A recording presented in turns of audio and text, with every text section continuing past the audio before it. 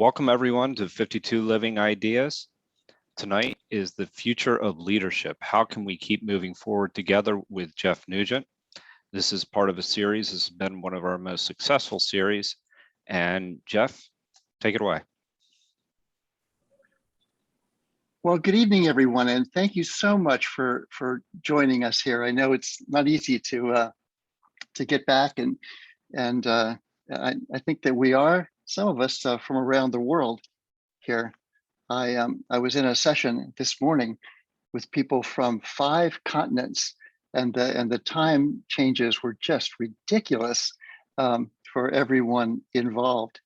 So this idea, the future of leadership moving forward together, is predicated on the world is a substantially changed place. It evolved very fast.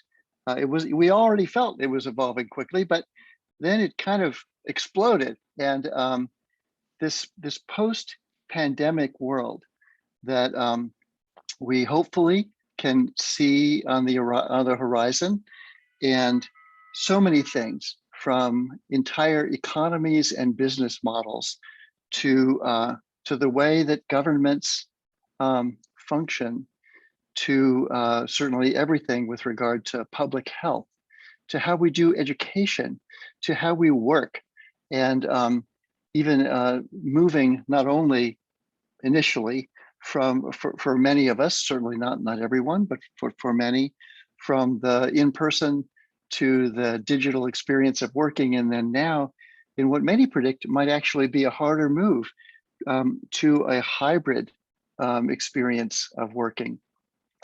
There are so many changes that are happening that have also created these remarkable opportunities to be able to gather in a group like this and meet folks that otherwise you would never meet, like Craig. And it's wonderful, you know, it's an amazing opportunity. And so why should leadership stay the same, you know? And so we're gradually moving through this process of reconsidering and refining, maybe even reinventing leadership as we imagine it, and would like to see it practiced by ourselves and by others going forward. And our first couple of steps here into it are kind of setting the foundation on which to build that house. And so the next session that we will do in 2 weeks on Thursday is going to go headlong into leadership in a digital age. This third one here, we're going to spend a little bit more time just building a sound foundation on which to then consider and probably reinvent just about everything we were doing before.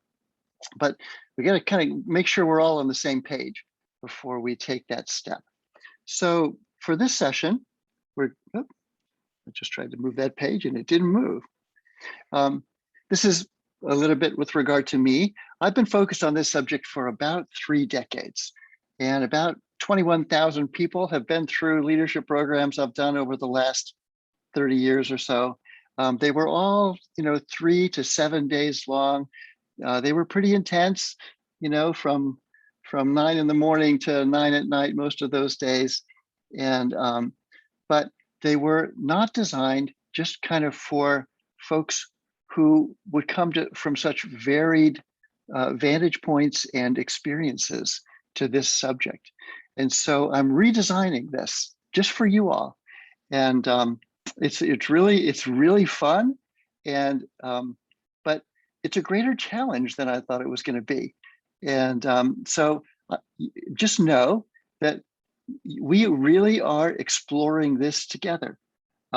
This is not a canned thing where I'm just kind of going through stuff exactly the way I've done it before. We are exploring this, both the subject of leadership as well as in our own way together, the idea of leadership development, and then soon enough, leadership reinvention. So this is what we're going to do here in this time that we have, I'm going to do a very quick review of the first two sessions so that everybody's on the same page, even if this is your first time with us. And I have a new moving forward together framework compared to the last one that I shared with you all, because it is evolving just as we are. And we're going to take a step further with this growing cohesive teams and really dive into decision making and how we manage our way through strong disagreements within a team, because Lord knows we are in an era of strong disagreements. And if we can't make it through to the other side of strong disagreements and stay together, then we're going to lose a lot, and we're going to have to confront things that we really don't want to. So this ability to make decisions in ways that are thoughtful and fair and respectful and win-win, and get through strong disagreements in a way where we feel like the outcome is good enough and the process was respectful, and we all get heard and we can keep moving forward together, it's a pretty big deal.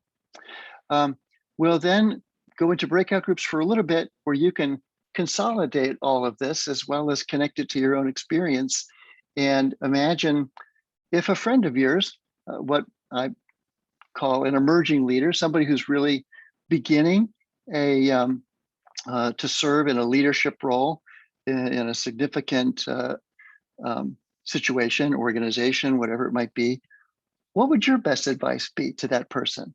Maybe in one sentence. So know that I'm going to invite you to do that in breakout rooms with each other. And you might begin composing what that advice might be, given the things that we're going to cover together.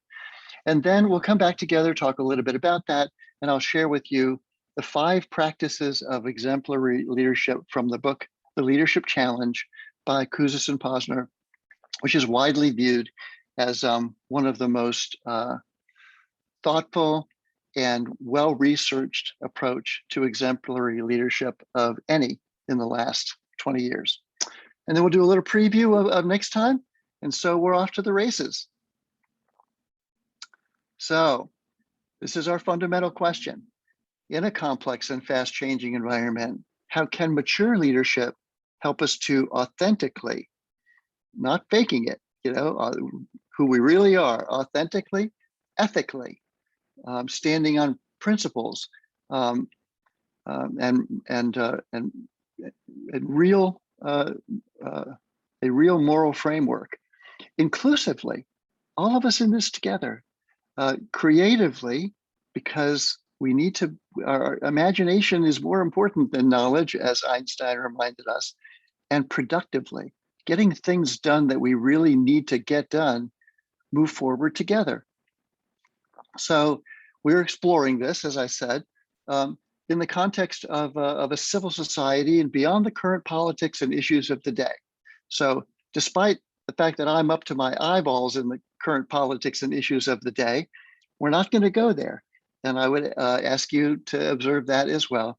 And together we'll adopt what the Buddhists like to say, a beginner's mind. Even if we've heard these things before, we'll pretend we haven't, and we will see them with new eyes. So we'll discover and consider ideas and possible practices, but we'll be sharing these. It's not really going to be a debate. We don't have to defend them. We'll just share our perspectives and see what we can learn. And we'll be practicing continuous curiosity with the strong assumption that there are many things that we don't know.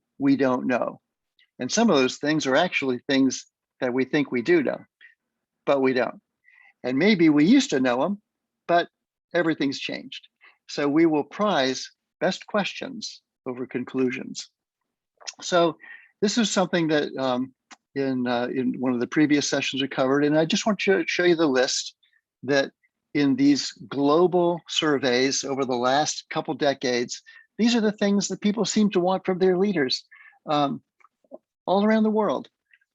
They want trust, they want feel compassion, they want some kind of stability, predictability, equilibrium, rule of law. They want hope, but credible hope, not just sort of Pollyannish. They want to know that a person knows what they're doing by virtue of their experience and their expertise. That person has the capacity to do it. And that there's integrity, which technically really does mean alignment between words and actions, and that they're good at communicating, that they're really good at listening, as well as speaking clearly and inspiring. And almost as important, more important than anything, especially in this era of fast change, that they have wisdom learned from reflecting upon experience. Our experiences alone don't necessarily teach us anything. There's a difference between um, somebody who has 10 years of experience and somebody who has 1 year 10 times. The ability to actually learn and as my dad used to say, make new mistakes is and maybe even sort of fail forward is a major an important thing for all of us to do these days, especially in these fast changing times. So just these really simple but basic kind of leadership definitions, that it's working with and through others to achieve objectives. And the key word is others. And this change that we make when we go from being really, really good at what we do. We are experts at it. We have experience. We have the education. We have the knowledge, the theory. We know exactly what to do. And changing over to working with and through others to achieve objectives. I think of it as a little bit like, when I first became a parent, the world was forever changed. The focus on getting things done through others is a completely different game than being good at doing it simply myself. And that in the future, and this is the future actually that Marshall Goldsmith was talking about, leaders will be facilitators who are helping people learn from everyone around them rather than telling people what to do. It's a little bit like a conductor in an orchestra. The conductor may be good at playing a couple instruments, but it doesn't really matter. That person's conducting an orchestra, and really whether it's a sports team or a company or the arts or whatever it might be, government, whatever, it's finding out how we can cultivate and hold space. So remember that phrase, sort of holding space for others to do their best work. This idea of holding space, almost like holding a container that everyone can then kind of work within for everyone to do their best work, including disagree, coming from multiple vantage points and providing the richest and most diverse perspectives we possibly can. Holding space for those conversations to safely happen, I think, turns out to be one of the most important roles for leaders to play for the rest of the 21st century and maybe beyond. So this idea of cultivating and holding space for others to do their best work, we will come back to that. I think it's a brilliant orientation. And in the fast lane, this increasingly complex web, emotional intelligence is more important than ever before. We all know that a high IQ is no guarantee of virtue, certainly, and success or happiness. But Daniel Goleman really, in his exploration of emotional intelligence, really showed us why. And I think that this era of the pandemic, and hopefully as we move through it, and the reinvented institutions of society are going to show us how significant emotional intelligence is, and if you will, conversational intelligence. Emotional intelligence is to some extent, we know ourselves, we can influence ourselves, we know others, and we can relate well to others. Conversational intelligence really goes right deeply into this ability to have conversations with each other that are not only productive, but increase trust between us. And remember, that was the number one thing on the list. Conversational Intelligence is a book written by Judith Glaser. And if you've never seen it, it's worth looking it up on Amazon. So the next thing here is that the idea of individual heroes, leaders as individual heroes, is in serious decline. The problems are too complex. Things are changing too fast. The need for perspectives and expertise from different people in order to come up with ideas, including the best ideas for whatever we're trying to do, even the purpose, as well as what might generate the kind of benefits and experiences that we're looking to achieve, along with diverse values and inclusive, sustainable participation and results. This idea that one person's going to come up with it and be in charge and sort of lead the day is gradually going to go into decline. Team leadership is really the future, and we'll get there. So this was a great book by the guy who wrote The Road Less Traveled, M. Scott Peck. And this is a much less famous book that he wrote called The Different Drum.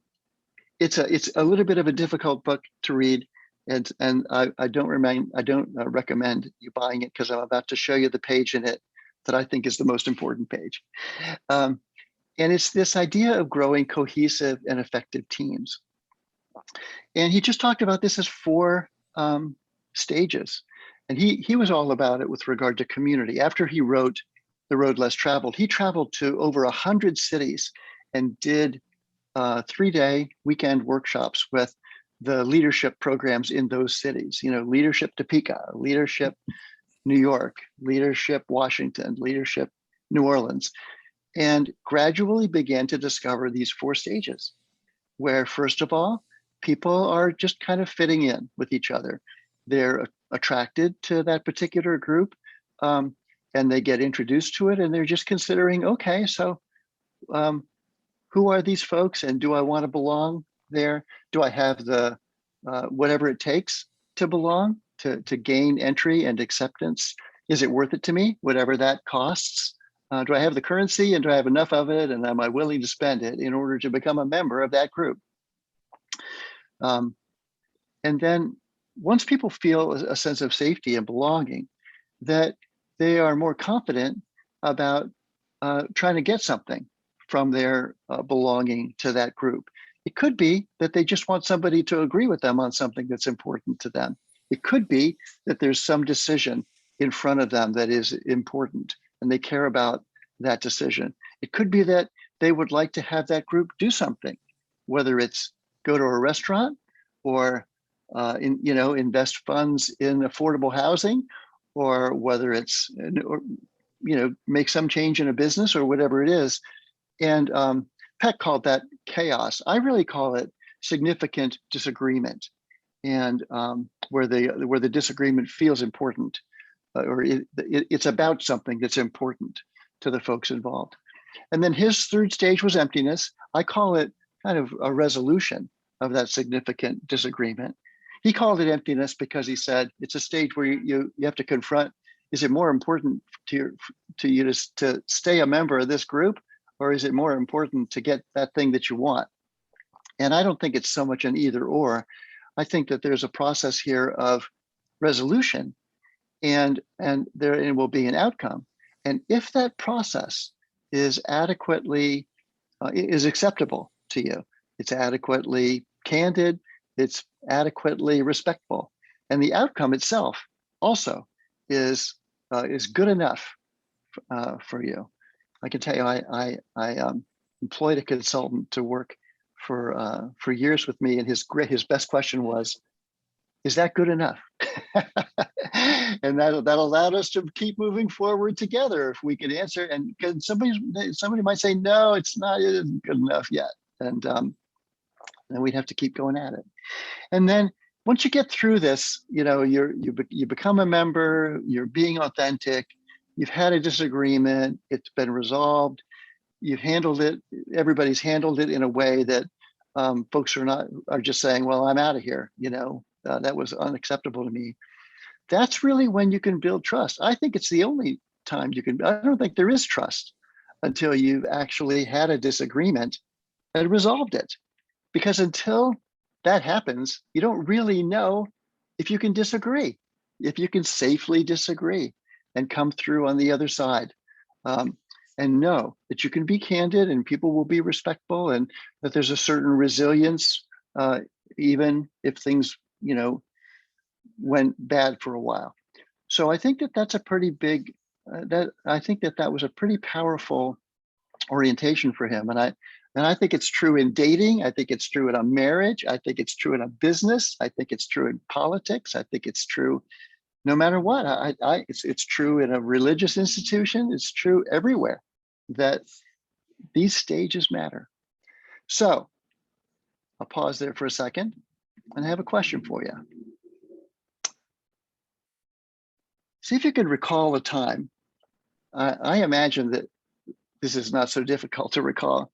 You might be recalling a time this morning when there was a strong disagreement on what to do regarding some question or action, a decision to be made that felt significant, maybe to you versus somebody else, or maybe to others. Maybe it wasn't that big a deal to you, but you were part of a team. And in that team, there were people who strongly disagreed on what should be done. And it felt like an important thing. Like they couldn't just say, well, that doesn't matter, I'm okay. It did matter to them. And here's my question to you. What did the person who was in a leadership role, or persons, if it was more than one, what did the person in a leadership role say, and what did they do? And these are a couple options here. So they could have said, well, you know what, this is my decision. I'm responsible for this. I have the authority to make this decision, and I'm just going to make it. So they made it without really team or stakeholder input. They just took it upon themselves to make it, and that happens sometimes. Then another would be, okay, well, they're going to make it. They're not going to give up the responsibility and the authority and really the accountability for the decision. But they're going to do everything they can to listen to the different perspectives and opinions of not only folks on the team, but maybe even folks kind of beyond, other stakeholders. Sometimes, if you're with a company and yes, there's the team there, but then there's everybody in that team is a leader of another team. And then there are people external to the organization and the team, from customers to, and then, going up the ladder to board members, to investors, to lenders, to just, a whole variety of folks. So there's a positional decision, but with, enough stakeholder and team input. Third would be the people in a leadership role, a person in a leadership role plays a facilitative role and says, okay, I'm good with whatever you all decide, either by way of a majority. So just take a vote, and whatever, whatever's the majority decision, it's yours to make. Or, we'll have a conversation here, but we're not going forward until everybody agrees. So we need a unanimous opinion for the team to be able to make this decision and go forward. We don't want any disagreement by the other than majority group. And then last, sometimes facilitative leadership is being done and requiring what's called a consensus team decision. And the word consensus is actually confused a lot. It usually, when people say it, they usually mean unanimous, but it's not.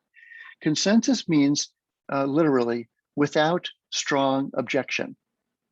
So people might not have the exact same opinion. It might not be exactly what they wanted, but it's okay. The outcome is good enough, and they don't feel any strong objection to that particular decision. And so I'm interested in, and there may be more here, but these are the kind of 5 of the generic outcomes. And the reason to take a look at this is not just so that we can recall what for some of us from time to time may have been a somewhat painful experience, either as a person in a leadership role or a person on a team or a stakeholder that was not consulted, or there's a lot of ways this can go wrong. But whatever approach was there, what were the benefits to it and what were the drawbacks to it?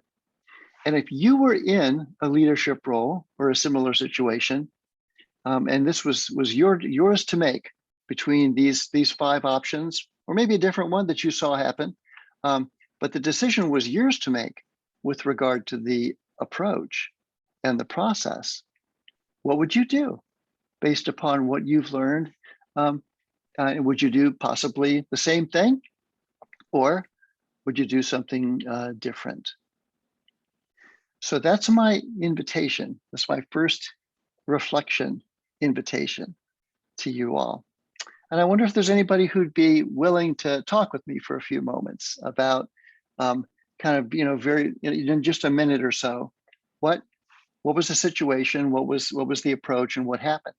And then for another minute or so, what were the benefits and drawbacks to that? And if it was up to you, what might you do differently based upon what you learned there? Any brave soul who might be willing to step into that reflection? Folks, feel free to comment. Does anybody wish to comment? It's a friendly reflection. Becky. Great. Hi, Becky. So my situation was more of a project implementation, and it required user adoption to a new technology. So what ended up happening was there was poor adoption, and the method made to increase usage was mandating. Oh. And Becky, who made that decision? Did one person make that decision, or did a team make that decision? It was made by one person. Okay. But got buy-in from the management team of the end users. Right. That it was okay to mandate it. And okay. But they weren't the users. In other words, oh my, that's a wonderful little twist on those 5. They managed up, and they got the delegated authority from the higher ups, so that then they could make a decision. Now, did they get any feedback or input from the folks upon whom they were inflicting this decision, or did they, they had the authority so they could make this decision, so they did? Yep. And then so the was the increased usage immediately, but over time it went back to non-usage. Yeah. Nothing stuck. Right. Well, and obviously there's always going to be a little, what's it called when you fall back? What, little, I'll remember the word, but, we start something out with the best of intentions. We do it for a while. A lot of people go to the gym in January, but they're not really going by March or April. And so this is true about technologies and all kinds of things. And so probably, possibly, if there'd been some a little bit of input and maybe a little bit of collective ownership and maybe a little bit of we're all in this together and maybe a little bit more of that in a way, maybe, you don't really know, but maybe, it might have grown and ultimately become the critical mass usage that they hoped it would be. Right. I think it was the lack of what you said, the input, because rather than resolving the underlying issue that led to the poor adoption, it was just like, well, here are the metrics. I care about the metrics, not what's driving the metric. And so that was the issue. That's such an incredibly good example, Becky. Thank you so much for sharing it. One of my greatest mentors had a phrase that he used to use fairly often, actually. And I saw him use it in so many different circles, and every time he used it, it's amazing how smart and wise people thought he was for using it. I think he created it. And it was this: whatever you start out to do for someone, without their input and feedback, you will most likely end up doing to them. And your situation, your story there your experience is a little bit like that, because let's assume that the person had every good reason, and let's even assume that they were right, that that this really should happen and everybody should adopt it and things will work smoothly and the metrics prove it, and it really is easier and all that. But so if you were in that leadership role with the delegated authority, from the folks above, which gave you the power to mandate it for everyone, what might you have done, given the experience and what you saw there, that possibly, no sort of guarantees here, but possibly could have made this turned out differently? Definitely figure out how to minimize the friction between the adoption so that it would ease into the workflow without too much change, but also getting the understanding why wasn't it working, or why we're not perceiving it to be beneficial, because sometimes, like you said, it could be legitimately useful and better, but there might be a disconnect, and there requires that educational process, especially with technology, of understand why things aren't 100% right.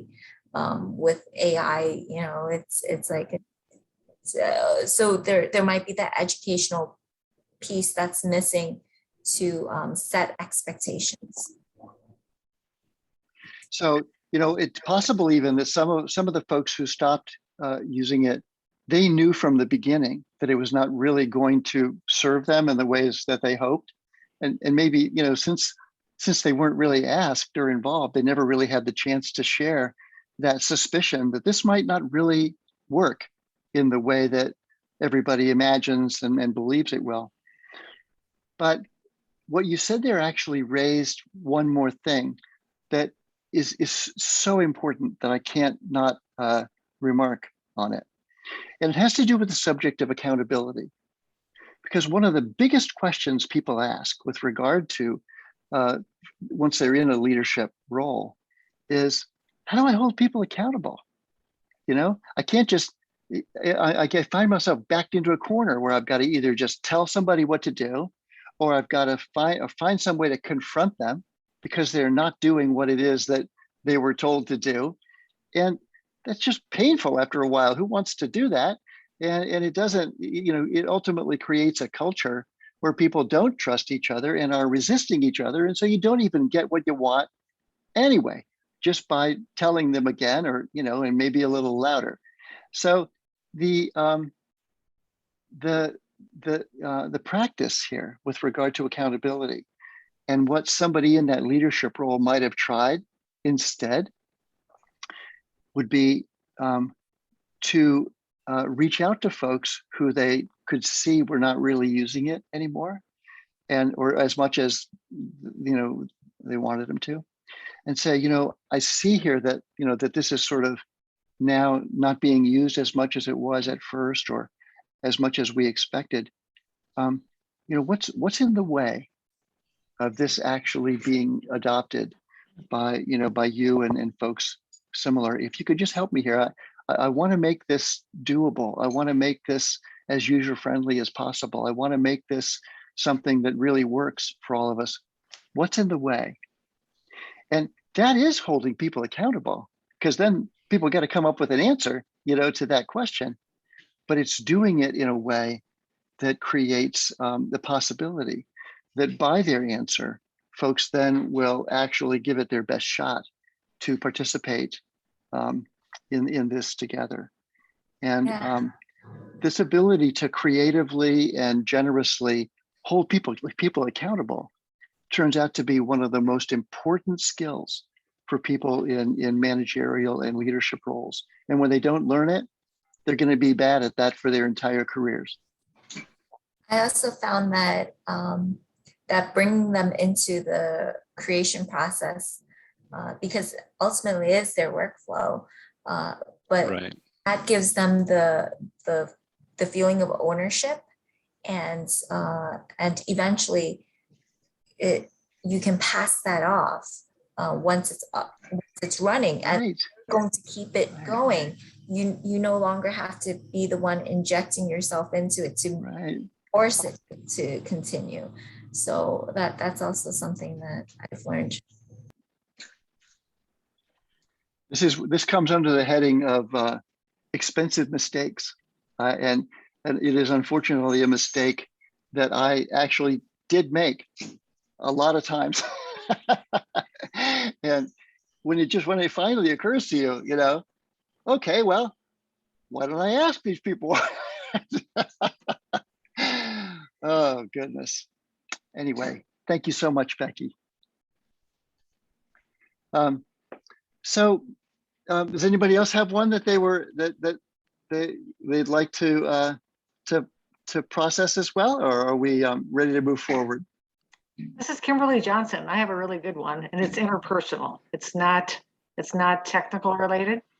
So I got promoted to engineering status years ago at 3M, and I was like one of the first women in my group. And my manager, I could tell, really liked me, and he wanted me to succeed and move on. However, he assigned me to a new supervisor, and the supervisor didn't like the fact that all the male engineers were coming over to talk to me all the time. And no. yeah, and so then he was like, well, he was going to give me poor performance reviews when all I was doing was having interpersonal relationships with other engineers. And then I had the courage enough to go talk to my manager, and I just told him, and he goes, Kim, this is not right. But I think he took, like, if you talk about the approach, he took a patriarchal approach to it because he was fatherly and he wanted me to succeed. So he just went and talked to my supervisor, and he told my supervisor, you cannot do this. She just started this job. Right. She's not doing anything wrong. All these engineers just want to have a relationship with her, Right. But I know. It's just amazing what people do in workplaces. That's all I can tell you. So. Well, things like that are true in almost every team. And sometimes it's just, it could be all kinds of things that would have folks form relationships with folks on a team. It could be that the person is just friendlier, or and more accessible as a person to relate to. Sometimes it's because of expertise, right. That person sort of becomes the favored person to right. answer whatever questions come up in that particular area. Right. And so you never really know what could cause that. And then, somebody's not going to like it. And so it's so given that, and given that you experience this sort of patriarchal, best intention to try and protect you from this stupidity. What might you do if you were in a similar role today? And try and having whereas somebody else is you, and you're that person. So like I'm my supervisor, the one that was kind of like, that's what you're saying? So if I was that supervisor that did not like what all the engineers talking to me, what would I do different? Well, I'll let you place yourself wherever you wish. You can place yourself as you can place yourself as the supervisor, or you can place yourself as, as your protective person who assigned you there. And maybe they made a mistake from the beginning doing it and they're trying to make up for it. Yeah, I don't know. I don't think my manager did anything wrong. I think he just felt like he wanted my best interests. And since I was like the first woman human factors engineering person, he brought on board, he wanted me to be successful.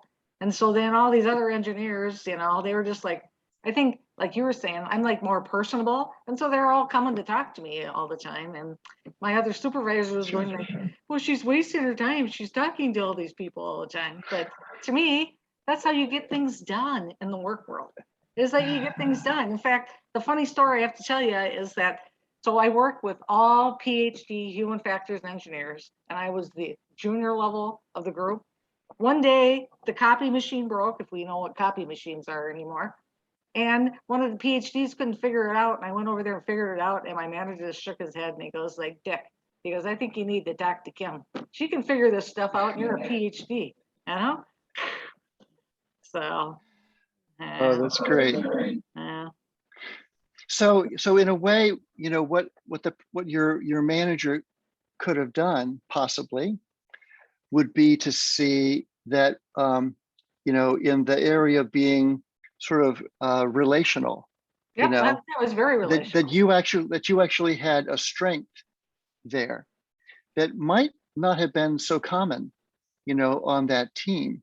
Right. And so to recognize that strength and even say, here's something I notice, and it's really important to the spirit and the morale. And, even though the person might not have known it, but actually has turned out to be incredibly important to the resilience of folks, especially when everything gets turned upside down, like it did 18 months ago, that those folks who were pretty good at relating to other folks, as well as who might, whatever their level of expertise might be, people who could actually relate to each other, especially on screens, turned out to have a superpower.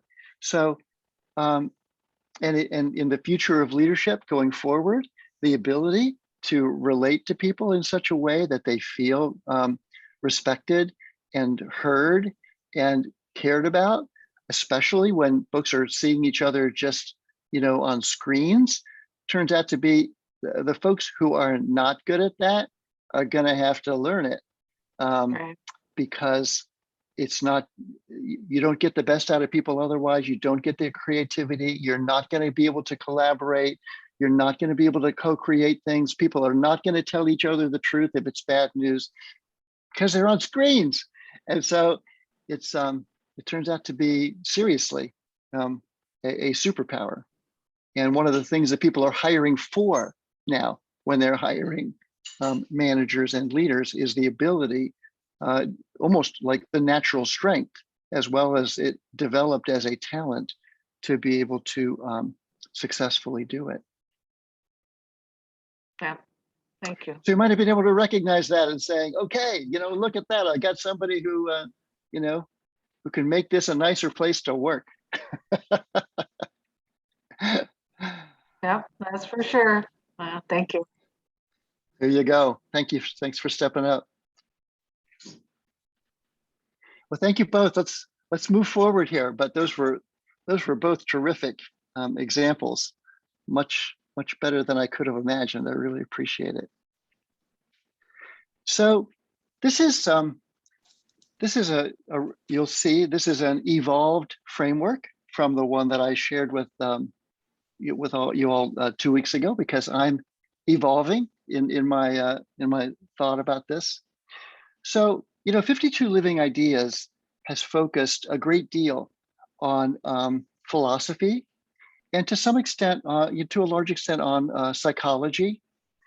And if you will, this is a step forward into sociology. And in sociology, we have what are called the sociological or societal institutions. And so, there's the institution of the economy, there's the institution of education, there's the institution of religion, the institution of family. There are just these various major institutions, and sociologists sort of, for a while there were 5, and somebody made it be 9. And but the truth is that every entity, either as an institution or as a sub-entity in it. So, for example, the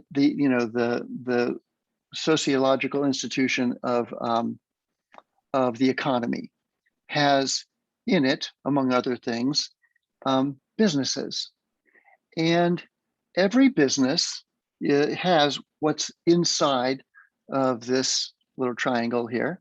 It has some vision for how it's trying to make the world a better place. People that you're trying to serve, something you're trying to make easier for folks, or sometimes something you're trying to make it so it does whatever you need done better. Think of all the different kinds of shoes there are. Think of all the different kinds of winter coats there are. Think of all there's so many of different smartphones, or whatever there might be. There's a vision here for doing it in a way that serves people better, because there really are no companies that work unless they serve somebody in some way that feels valuable to those folks and valuable enough for them to buy it. And so then, by way of purpose, you're trying to generate, you're trying to execute on these shoes, and you're trying to get them delivered, and you're trying to get them sold, and so there's the what that's there, but the why is, you want this to be a sustainable business. You want it to work for your employees. You want it to provide something useful and that works for a while, for the customers.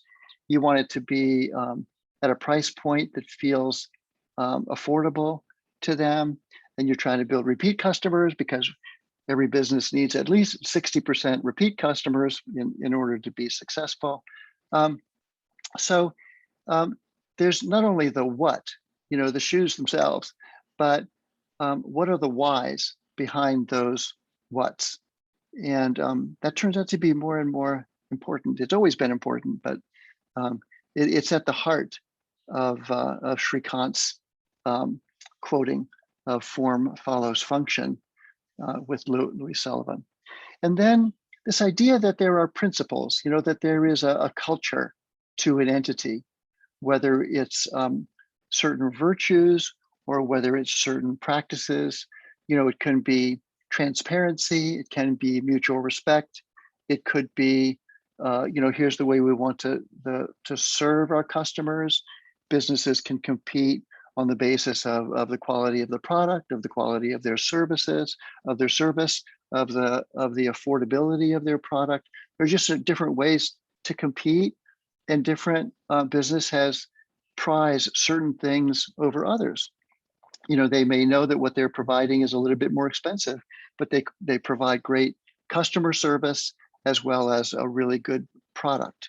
And so their idea is that, we provide really great products and we serve people well. And so we will prize that above everything else. And every system we set up and everything we buy to make what we make will be of the highest quality, and people will be able to reach us, and we will handle everything from returns to tech support in a way that makes people want to continue buying from us as repeat customers. And so whether it's transparency in problem solving, whether it's mutual respect, We treat our employees in a certain way. We treat our investors in a certain way. We treat our vendors in a certain way. We treat our customers in a certain way.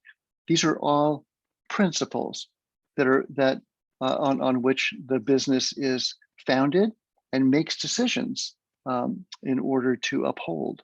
So some, aspirational, maybe even inspirational vision, some purpose, what we do and why we do it, and some principles that you can count on us for. And they may be ethical principles, they may be business principles, but nonetheless, they're things on which we stand. So you could do the same thing for a religious institution. You could do the same thing for a government agency. You could do the same thing for a sports team. You could do, you could do the same thing for the Marines. Every entity has its own vision, purpose, and principles.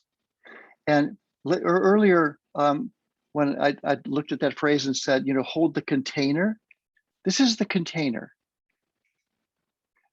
Think of this, 52 Living Ideas has a vision for what we're trying to, Shrikant and those of us who support this in some way have some, kind of a vision in terms of connecting people and sharing ideas and developing them and giving people the opportunity to get to know each other and think things through together and maybe even apply some of those things to make their lives better. And so you have this purpose, the structure of this with Shrikant's 4 rules and this whole setup, and then principles on which it's based in terms of ethics and treating people with respect and inviting people to join in and participate. There are all these different things. It's true about everything.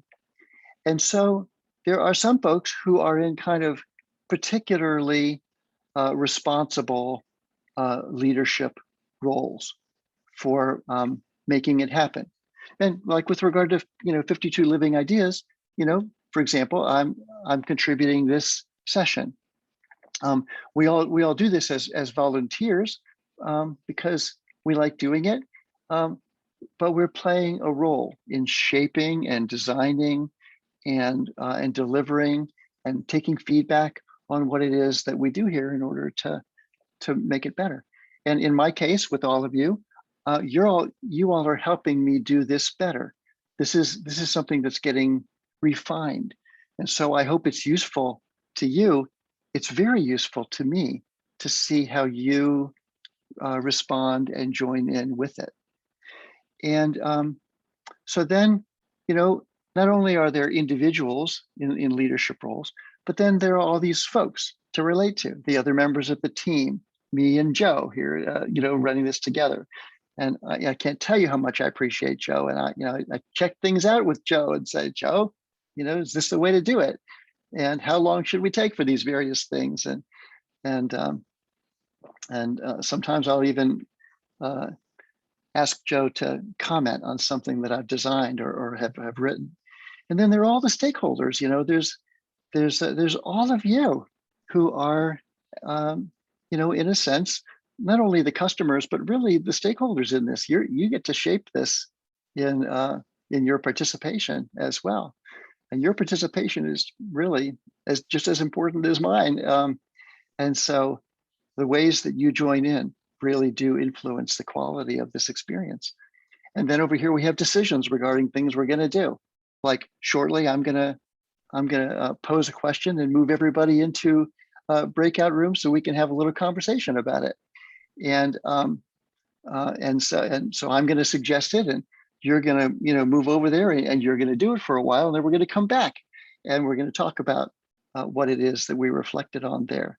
So in every entity, if you're responsible for, or even if you're a participant in some entity, this is a very quick way to get oriented, to say, okay, what is this thing? What's its vision? What's its purpose? What's it trying to do? Well, why is it doing that? Okay, are there any ethics or norms or principles here that I should know about to make sure that I observe them, as well as to make sure that I can appreciate what's there and maybe even disagree with them when the time comes? who's in the leadership roles here? Who's responsible for this? Who's really making it happen, making it, keep going? Will be influencing, if not taking responsibility for how the decisions are made, much less what's made. What's my role here? Am I, in a sense, on this team, or am I just a stakeholder to it? But it's really, I don't want to say just a stakeholder, because ignoring stakeholders is the end of any venture. And then what are the decisions that are going to be made, and how are they made? And are they, once they're made, do you learn from the results? Is it a constant learning process where really all actions are considered to be experiments based upon hypotheses, and we'll see how it goes, and then we'll either do it again or something like it, or we won't. That's a very fast way as a framework to understand in not only the component parts, but as a whole, any endeavor. And so it's the reason why I recommend it to you. I'm actually using it in coaching people in leadership positions in a variety of different fields. And it's turning out to be pretty useful. And this ability to communicate really, this relational ability is exceptionally important between folks in a variety of different positions and roles. And that's the reason why this subject of conversational intelligence and this increase in self-awareness and this ability to influence oneself in the conversation that we have with ourselves. And we say the conversation that we have with ourselves is the most important conversation we'll have all day. But how to really listen to ourselves and talk to ourselves, and listen to others and speak clearly and respectfully to them, and make decisions together where there's the buy-in necessary to then find out why something isn't working, when it's not working, and how do we fix it or try something else. This is a quick way to figure out what's going on and possibly what needs to be done. So I'm wondering if you have any thoughts about it. Did it spur any reflections? And I'm especially counting on not only kind of what seems useful, but if there's something about it that you think is missing, or even that you disagree with, I really invite you into that, because that would be very helpful for me. So folks, feel free to type exclamation point to comment. Any thoughts on it? If not, I can actually, go ahead. I'm sorry, I didn't put my hand up. That's okay. Hi, Julie. Hi, how are you? What model, like if I was to do a little homework on this, what would you call this? Like your other models that you would be trying to prove on, what category would that be in looking up under leadership or business? Or, and are there Julie, any other standing models of how this is done that we are trying to prove on? I'm sure there are, Julie. I'm not aware technically as to what you might call it. It's a little bit of people just think of these things as sort of frameworks in order to be able to see the relationship between things, like in a company, or so sometimes people call these systems, and Joe is I know a major kind of systems orientation student as well as professional. So sometimes this is you might look at this and say this is an interdependent system, and you can't relate to any part of it without relating to the rest of it. Or you could try, but you do so at your peril. Like, you can change what we do without talking to people. Good luck with that, or you can talk with people but not do anything. Well, not really, or you can forget to be a steward of the assets of this entity and use being a good steward of the assets of this entity as criteria for how you serve as a leader, and everybody together collectively being a steward of the assets of it as we figure out what we're going to do in order to help it achieve its purpose and vision. You can violate some of the principles, but people are going to call you on it, and you might not be in there very long if folks have their way, and you're violating the principles of the entity. So it's kind of a systemic, interdependent team model, if you will. So it's like a model, or a model including the mission. Well, mission is a great idea, and mission is, you would add this, you would, in some ways, you would put, mission between vision and purpose, and it's sometimes useful to do that, but I'm trying to simplify this as much as I can, and so I've gone straight from the broader vision, which is a way to attract people, right into okay, what are we trying to do and why are we trying to do it? Which to some extent, mission is an expression of, along with sometimes mentioning principles as well. That's a great question. Thank you, Julie. And well said, well put. We have Judith next. Okay. Hi, Judith. Hi, Jeff. So listening, you did stir all kinds of reflections, actually, and just pausing because I really don't know where to start or what to focus on. But I think I'm going to start just by asking you a question. The leadership framework triangle that you have there. So I'm thinking about my own work, and I work in a small medical practice, family-owned medical practice. So in this practice, would like the leadership role would be the doctors, owners, would the state team stakeholders, would that be the patients, and the decisions and actions and learning would be the staff? Would that be accurate way for me to think about it, or not? It probably would. Sometimes owners are in that role, but if owners have hired managers, and delegated responsibility and decision-making to them, sometimes the folks in that leadership role might be managers. Right. Okay. But yeah, so, but the staff would be more like the decisions, actions, learning, and doctors as well, because they're part of that too. So they would have like two roles, Yeah. but patients are this team stakeholders. Is that correct? Yeah.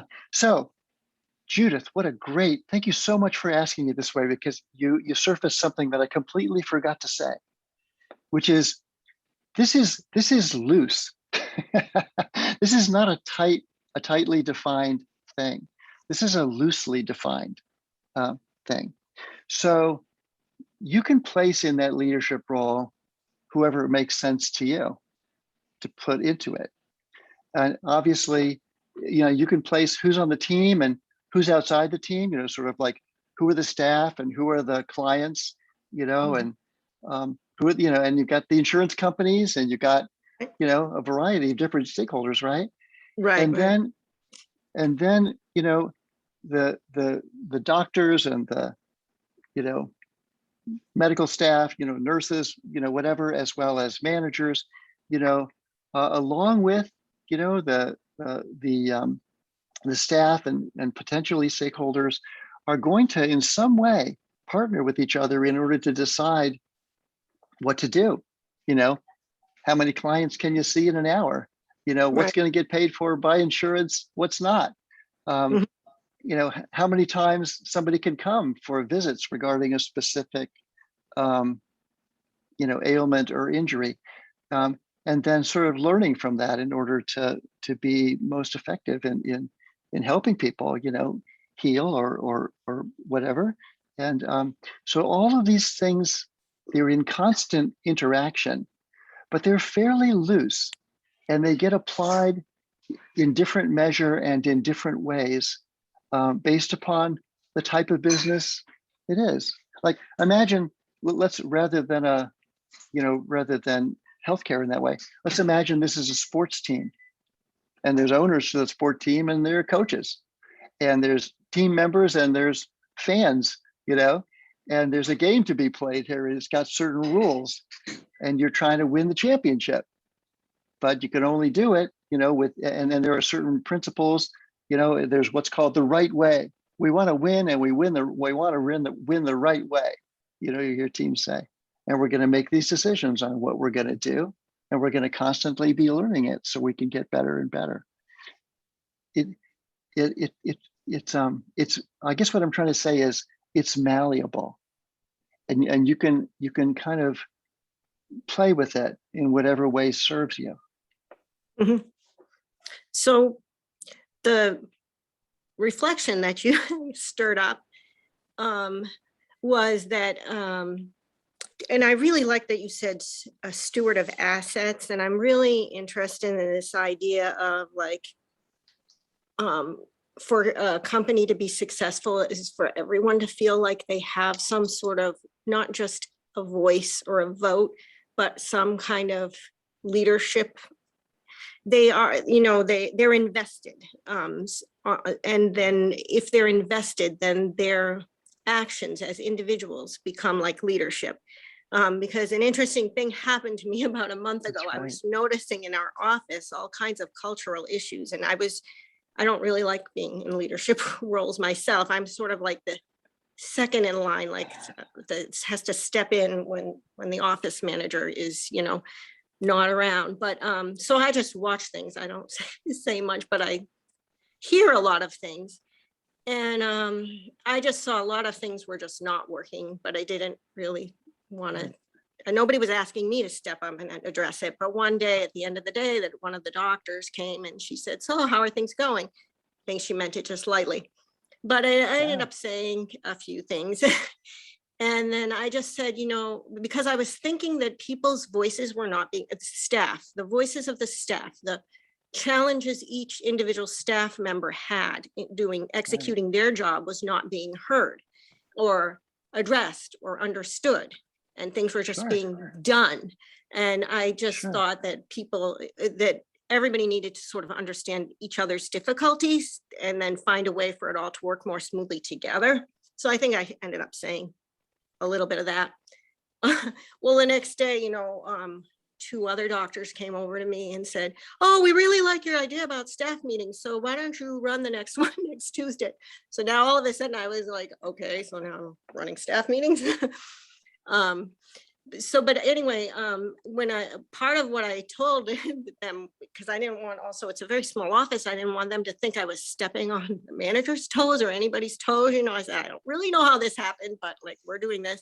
And I wanted to make sure that everybody felt like, I told them, come with your ideas and your questions, as opposed to we're dictating to you what we're going to discuss, which is what our staff meetings had been, or random, very few staff meetings had been in the past. So now they came and they could voice all the things that were not working for them, that they thought should be done differently. And I just thought that if you don't have the members of your team invested that way, they have, and part of what they're not just expressing what they wanted. They were expressing things, it wasn't just top down, it was bottom up too. Like, we need the doctors to do this, not just the doctors want you to do that. So in that way, they were assuming a type of leadership, like to be able to express that. So that's what I took from this steward of assets. I just feel like that's important in any business, I think, to have that top down, bottom up flow where there's respect in both directions and not just that there's always, that back and forth flow. Wow, Judith, that's leadership, Judith. I just want to tell you, I'm going to tell you all a quick little story just because it's so good, and it's such a great example of what you're saying there. There's a very famous restaurant, bookstore combined in Ann Arbor, Michigan, where the University of Michigan is, called Zingerman's. And Zingerman's is a very kind of, thoughtful, progressive place. They treat their people well, they pay them well, and they serve really big portions of food. And all the students from, University of Michigan like to go there. And it's a very popular place. It's a wonderful place. If you ever go to Ann Arbor, make sure you go to Zingerman's. And so they were having trouble because there was this was several years ago. They had an increase in their costs and the kind of the food that they were buying to prepare and all that, and they really didn't want to raise prices. So they called everybody together they closed the restaurant for an afternoon or something, and they just brought everybody together. And they said, here's our situation. And, totally, they're just completely transparent and candid and asking for people's input as to, are there any ways that they might be able to save a little bit here in terms of costs so they wouldn't have to do anything else. And they go down everybody talks and everybody, and finally, nobody really had any great ideas. And one of the owners sort of noticed there's the guy who was a dishwasher, was in the back, and I don't know his name, but he said, we haven't heard from you, do you got any ideas? And he said, well, I just wash the dishes, and they said, well, okay, but who knows, what do you got any ideas? And so he said, well, I'll tell you one thing, and you don't really see this unless you wash the dishes, all these plates come back to us, but we throw away a lot of French fries. And I said, okay, so we're giving people more French fries than they really want, but we, one of our principles here, one of the things that makes us competitive is we give away, we provide food, in large portions. So everybody brainstormed for a bit, and they said, let's experiment with something. Let's give people fewer French fries, but let's set up right there, in the restaurant, kind of a window, and people can come back for seconds for as many French fries as they want. And let's see what happens. And what they found was that people almost never came back for more French fries. Occasionally they would, but in general, they could give smaller portions of French fries with all the sandwiches and burgers and everything that they were producing. And they saved money on everything that goes into making French fries.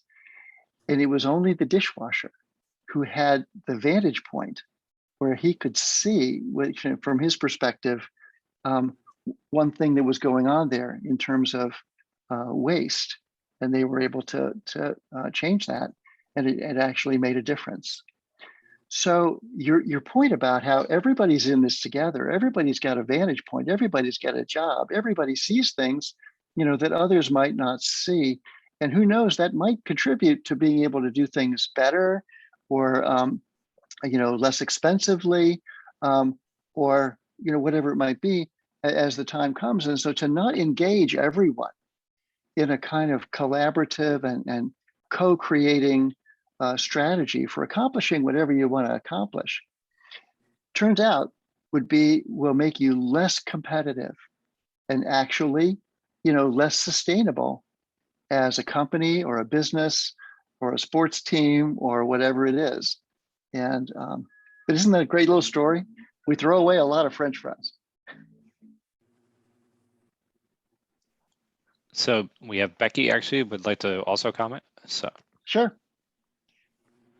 I really liked what Judith had mentioned, and same thing with what you just ended off with, Jeff. And that was the point of the effective teams and the chaos through significant disagreements.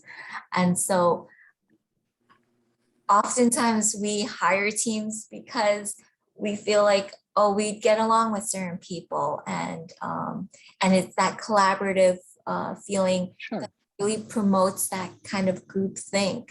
And but the dangers of that would be you don't always get all the angles. And also I often think, well, with incentives, it's almost reinforced to not have that kind of disagreement, because it's going to show up in your salary, or perhaps you're risking a strained relationship with the decision maker. But in my line of work, we have to look at all the angles, and someone has to be willing to speak up. So it's like, how do we incentivize that kind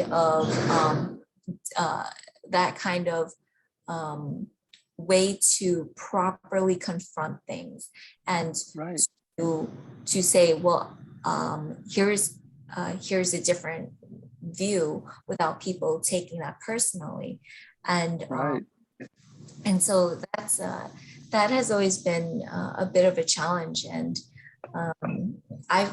I do that a lot, but also I get burned for it on my own immediate team, and it's a small team. It's an innovation team where there should be like almost like you shouldn't hire based on Right, like right. groupthink or what makes people feel good. You need that conflict, and out of that conflict comes a more comprehensive solution. So that's just something I wanted to share. So Becky, I'll share with you something. So in the workshops that I used to do for teams and with a lot of people at the same time, I used to actually call it constructive conflict, okay? And then I began to realize that that was such a scary title to people that we changed the title to productive disagreement.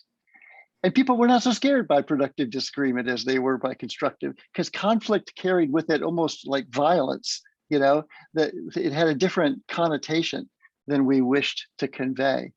And so you could have productive disagreement, you could have destructive disagreement, and how can we create teams that provide us with different vantage points so that we actually can get a pretty full picture on something in order to be able to solve problems or create opportunities, or, you know, in the title of this program, you know, somehow keep moving forward together. And if we're all the same, and maybe we just all like each other, or maybe, and I'm not saying that in any sense that this is true about what you're talking about there, but often when there's not much disagreement, it's because people don't feel like they can disagree safely. And so when you're a coach to some teams, as I am, and you see that everybody just agrees with each other all the time, quite often what's going on is there's an underlying lack of the psychological safety as well as the skill necessary to create and sustain a culture of productive disagreement. And what's interesting about it is, on the surface, it looks like everybody gets along great and they all trust each other. But underneath the surface, for some reason, there's anxiety about the ability to disagree in a way that will have a productive outcome. And so there's actually less trust there than what seems to be the case. And I'm not saying that's what's going on, but sometimes it is what's going on and people don't even realize it. So thanks for bringing that up. Yeah, there's one thing I've been trying to do is like caveat it, and I actually got this from 52 Living Ideas. It was like to first say, well, here's our goal. So it pulls it away from like, oh, I'm criticizing you. That's not what we're doing. It's actually we're in it together, and this is the goal that we're trying. And so I've been trying that. I'll tell you what I ended up doing with one group, Becky, was that we were in this boardroom and there were whiteboards, you know, on either side. And because people were just talking at each other and they were just going like this, you know, nobody was really responding to what the other person was saying. So I put everybody on the same side of the table, okay? And then we diagrammed the problem up on the whiteboard, just like this, you know, thing I'm showing you here. We diagrammed it so that everybody was looking at the problem when we could actually talk about how to solve that problem together rather than how to argue with each other sitting across the table. And it didn't solve every problem, but it did work a little bit, at least for a few minutes, where we got on the same side of the table, where, you know, focused on the problem rather than focusing on arguing with each other. And so I know the feeling.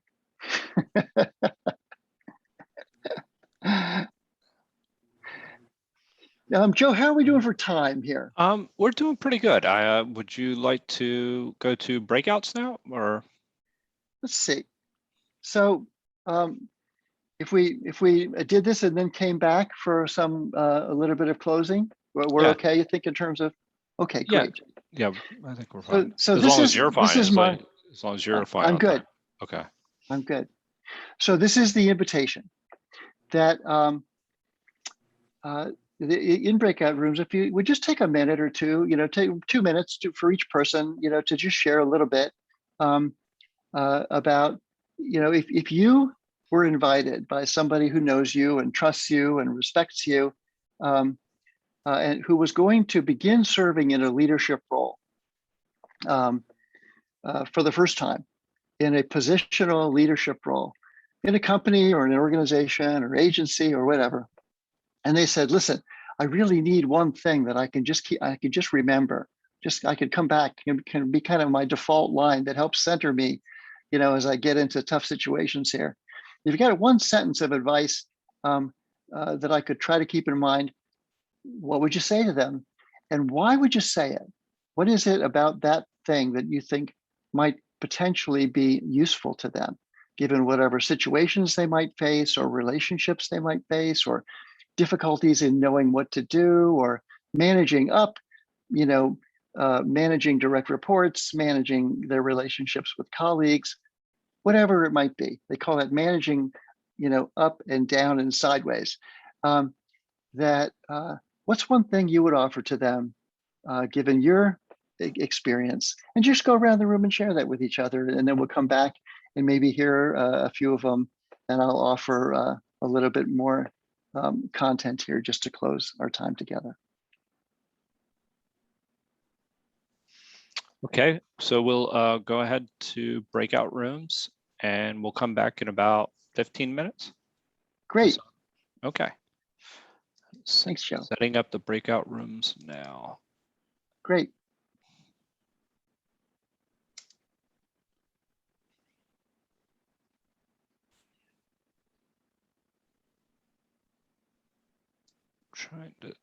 Trying to think, actually, would you like to do 2 or 3 rooms? We have about 13 or 11 with us. I'm sorry. We could do 2. It'd be fine, Yeah, I think. Yeah, I think so.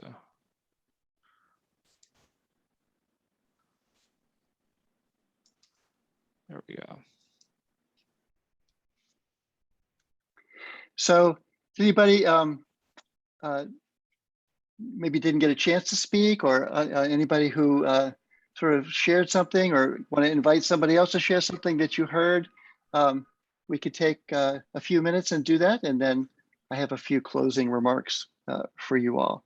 But I'd love to hear if something showed up that you thought was particularly useful. Go ahead. This is a small enough group where you could just raise your hand. I see Julie's there. Hi, Julie.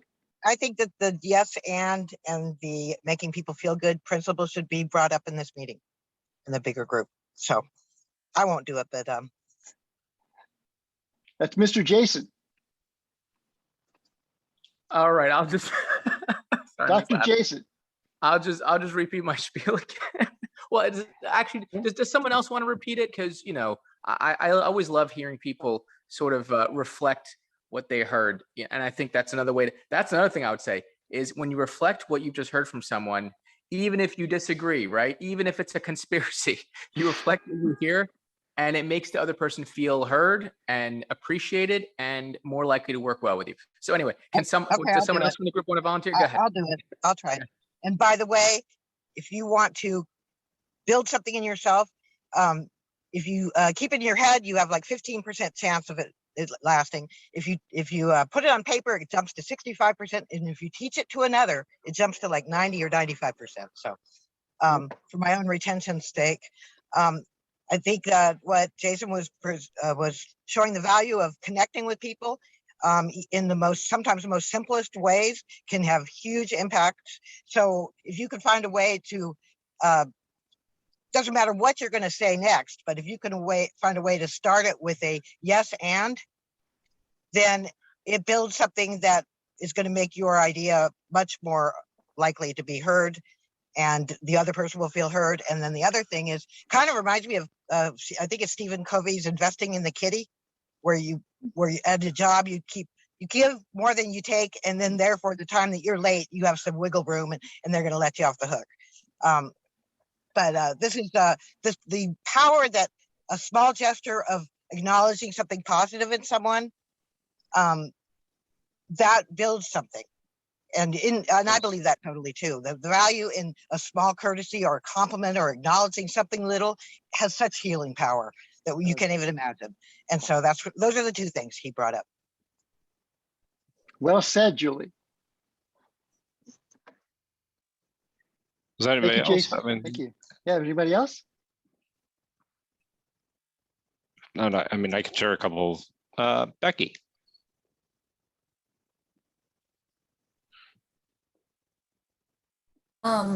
So this is a piece of advice to someone who is moving into leadership in a very complex role. So I was thinking about this, and when I first started being like a teaching assistant and I was teaching, it's very one way, and you act as an expert, and your class, they look to you as like the leader. When you're in an organization where it's not that way anymore, and the more complex the problem or the team becomes, the higher up you get, there's no way you're going to be that expert. So I think it's almost like a flip role where it's, to be a leader, you have to be like a servant, and to say to your people, I'm here with that beginner and humility, like I'm here to make you, to help you succeed. So I would say have humility and serve your group. Becky, I used to have one manager who said, listen, my job is to make your resume look better so that you'll get an even better job next. And he did, and he'd give us tough stuff to do. And he'd say, the reason why you want to do this is it's going to look really good on your resume.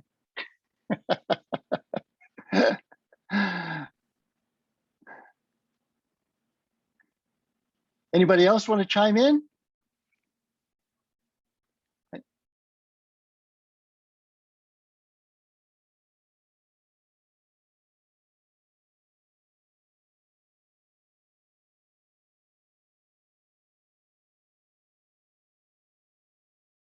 See, Joe, I can't hear you, Joe. Oh, sorry. Right. Yeah, there we go. I'm sorry.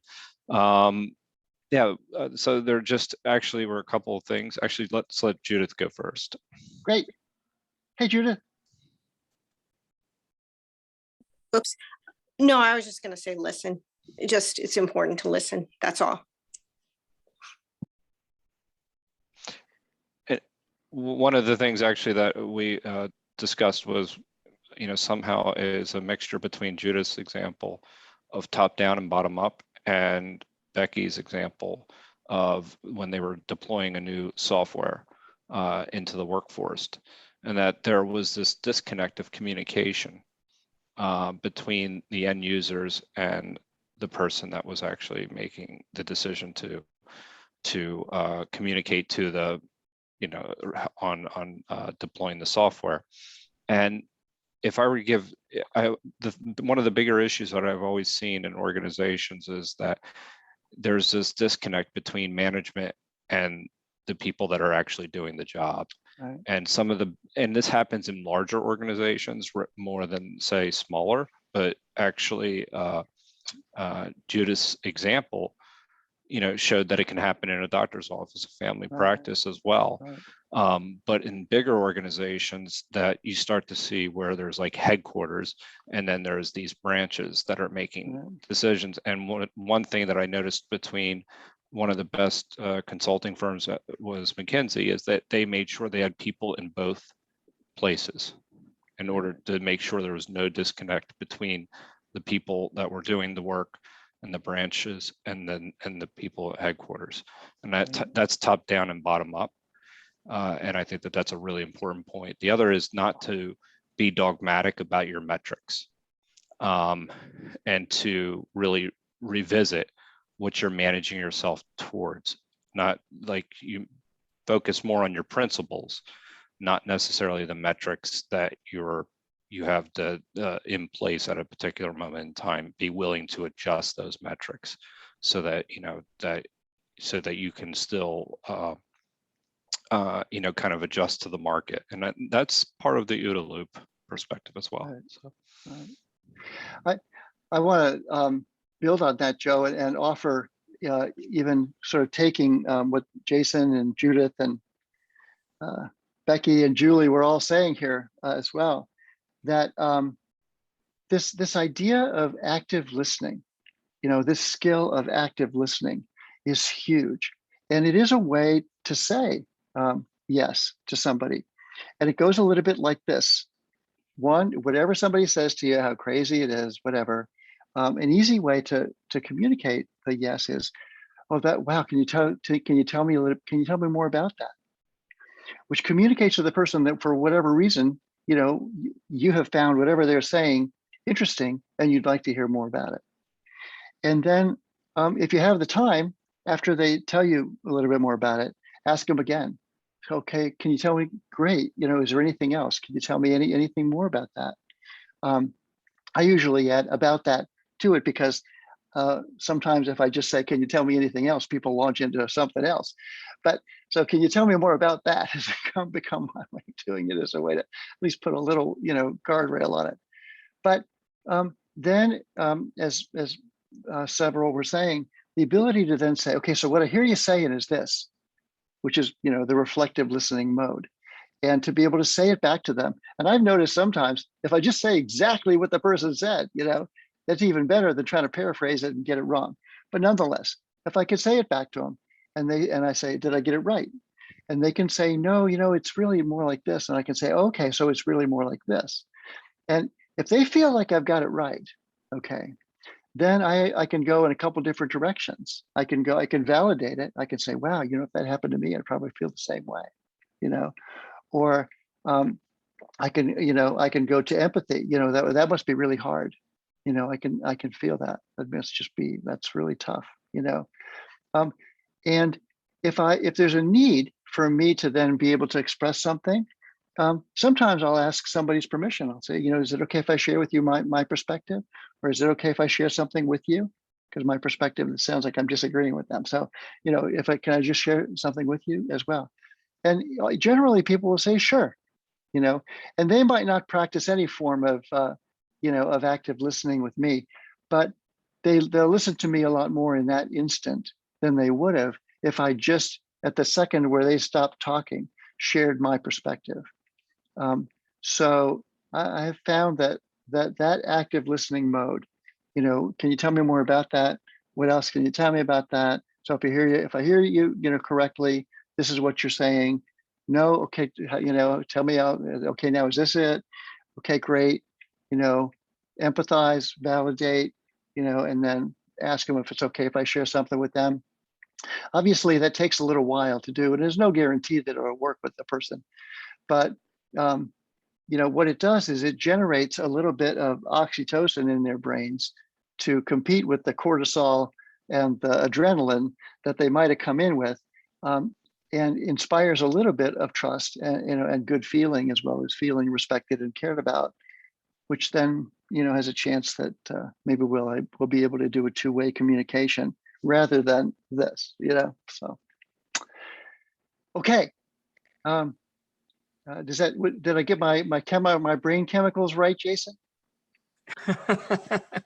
Yeah, you know what, oxytocin is the great bonding chemical. It's great for my wife who's currently nursing our newborn to produce milk, actually, but it also is one of the things that I would say has allowed our society to advance to where it has. It's our ability to form bonds with each other and work through problems together.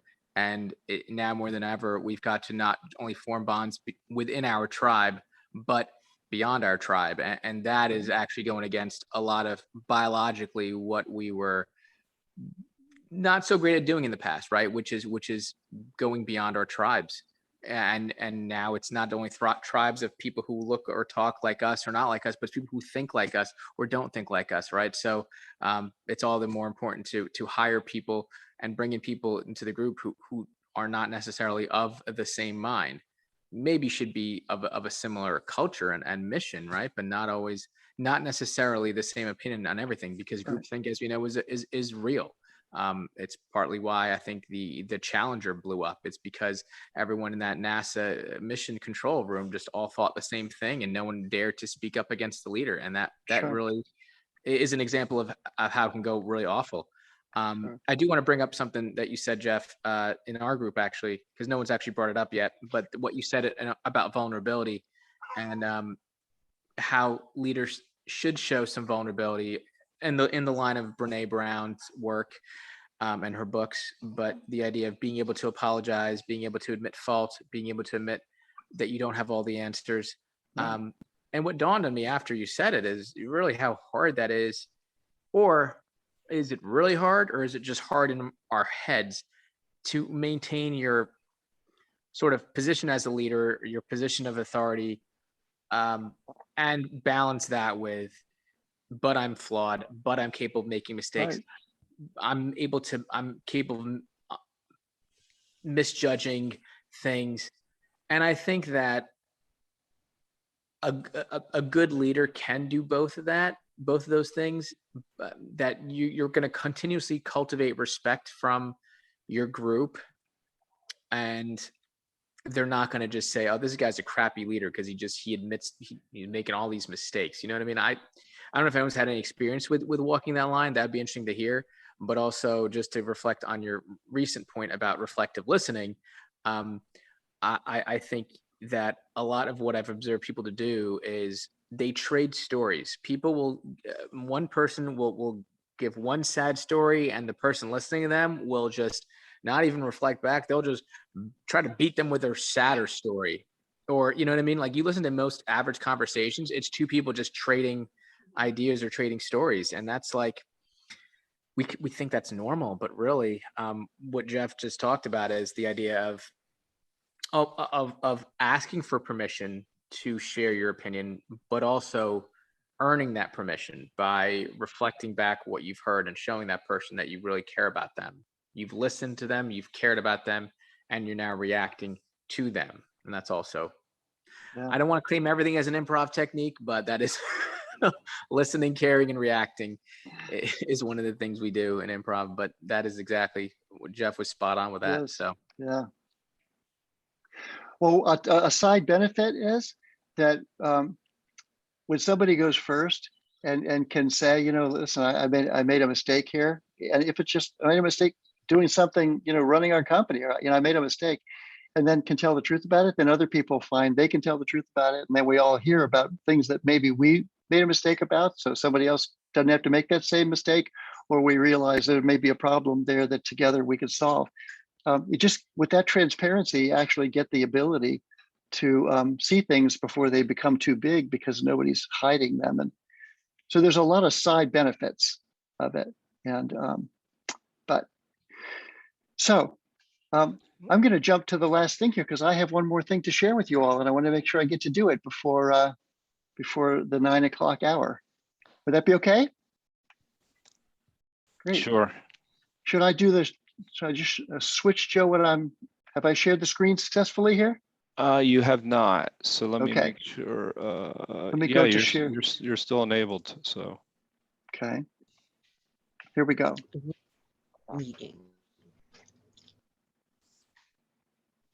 Got it now? yes, there we are. Great. Good. So in a book called The Leadership Challenge that we all actually read from in the first session, they did a survey in coming up with these 5 practices of exemplary leadership. That they have 75,000 written responses to this survey, which is quite amazing. Which is they answering this question, among others: what do you do as a leader when you're performing at your personal best? And they added them all up, and they came up with these 5 practices that are in their book. And the first one, as we've talked about a little bit, is model the way. And you know, that's not only modeling the way in keeping your agreements, but you know, modeling the way in admitting when you did something wrong. You know, just modeling the way with regard to the culture or decisions or actions or not following through or whatever it might be. model the way so that everybody can see it. Because the thing that people don't realize is that they think that nobody else knows, but generally everybody does. So, be the example that that you wish others to follow, and by doing that, those actions do speak louder than any words you could offer. Next is this idea of inspiring a shared vision.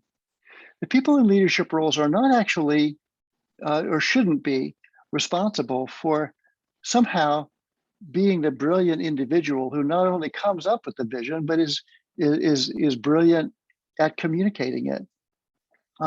Inspiring a shared vision, something that is important to all of us and that is inspiring to all of us, and create some result, some that we all aspire to achieve. That there's great power in that. So taking away this idea of being the visionary, from individual hero leaders, turns out to have a lot of benefits to it, as well as getting a more full and resilient and more compelling vision. Next is what they call challenge the process, which is really this: that folks in leadership roles are sometimes spared the necessity of having to actually do a whole bunch of stuff inside of the entity. And they actually get to look on the outside and see how things are being done. And if there's any better ideas out there, or if things are coming along that are going to require us to change anyway, there's a possibility that maybe we ought to get ahead of this and change it before that hits. And so this ability to say, I wonder if maybe we ought to try doing it this way because this change is happening, or because I saw somebody else do this and it made me think of something. So this idea of respectfully, challenging the process so that we keep getting better is a really important thing. And then next, enabling others to act, getting out of the way, not feeling like you're the one who has to do it all. Because remember, being in a leadership role is about getting results through others. So by definition, it's not your job to do it. And I'll tell you a funny thing, in a way, to tell emerging leaders who are stepping into a leadership role, to say, listen, you don't get it, but your greatest weakness is the thing that you're good at, because it's going to be harder for you to delegate it, because you're going to feel like you could do it better than anybody else. And people also are going to feel like they couldn't possibly do it as well as you. So they're going to be happy to hand it to you to do it, even though it's their job. So getting out of the things that you're particularly good at, and everybody knows you're particularly good at, because your job is now to get results through others rather than to do it yourself, turns out to be one of the greatest challenges. And so in that sense, your greatest expertise can be one of your greatest areas of weakness. And then last, as we've talked about really throughout this whole session, is the ability to encourage the heart. The yes and is really showing respect and caring. The listening carefully and thoughtfully is that, as well as even asking the guy who washes the dishes if he's got any ideas, and encouraging people when they make mistakes or they do things that it just didn't work. When folks find that you have confidence in them and that you're willing to stand behind them and you're willing to help them figure out what to do next when they don't know what to do, there's just a level of we're in this together that you can't buy. You can only earn that, but it can only have a good result. And it builds cohesive teams. Cohesive means sticky. It builds sticky teams, that'll stick together, as opposed to, who realize that we're all in this together. So those are just, you figure, 74,000 responses generated 5 central ideas. It's worth at least knowing what they are. And, they might actually be helpful. This is available on Wikipedia and everywhere. They've shared it a lot. They've written a number of books on it. But it's a good little list. I actually used to hand out little business cards to people with these printed on them, and they could put it in their pocket and pull it out when they don't know what to do. Okay, so next time, 2 weeks from today, Thursday, 7/28, not 7/28, 10/28 at 7 p.m., not July. we're actually going to dive into the future here and focus on leadership in the digital age, and making the most of change. You know, how to really look at what transitions are from the way things were to the way things are going to be, and how we can co-create as well as co-solve problems, as well as co-seize solutions. This ability to make transitions is hugely important. Even the grieving of things lost, so we can just move on, is really important. And then Jacob Morgan interviewed 140 CEOs of companies throughout the world and asked them to tell him about leadership. And so he wrote this book called The Future of Leadership. And I think that, no, The Future Leader, actually. Future of Leadership is our title. That his book is The Future Leader. You can see I added this last, so I messed it up a little. There's my confession for the session. So so it's October 28th, not July, and it's The Future Leader by Jacob Morgan. And we'll take a look at some of the principles and concepts and advice that they have to give to us moving forward. Wow. So, thank you so much, Jeff, for another wonderful session. And I'm really, really looking forward to the leadership in the digital age. That is really going to be exciting.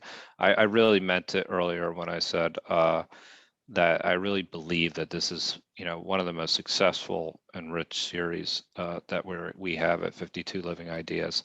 And actually, there are a couple of people that had messaged me and said, how practical and how actionable everything in here really is. So, I mean, it's making a difference, and everybody is really benefiting from this. And so, thank you for your time and your effort in this series.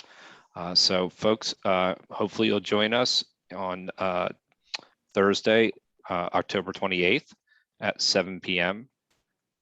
We have a couple of upcoming events this weekend. Tomorrow is the book flow. For those of you that are going through the book flow, it is the chapter, The Flow of Thought, chapter 7, or Work as Flow, I'm sorry, chapter 7.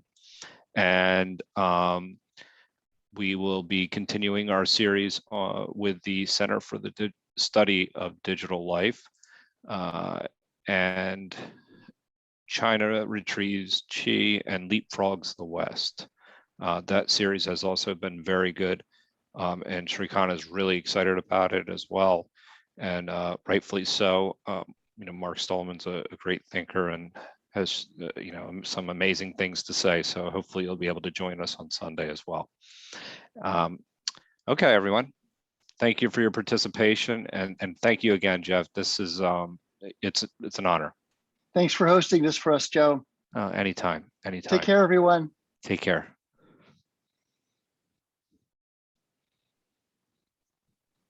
Jeff, Yes. Jeff, did you get my note about your email? I didn't. You gave it to me once, and I took a screenshot, but I lost it. Can I get your email again?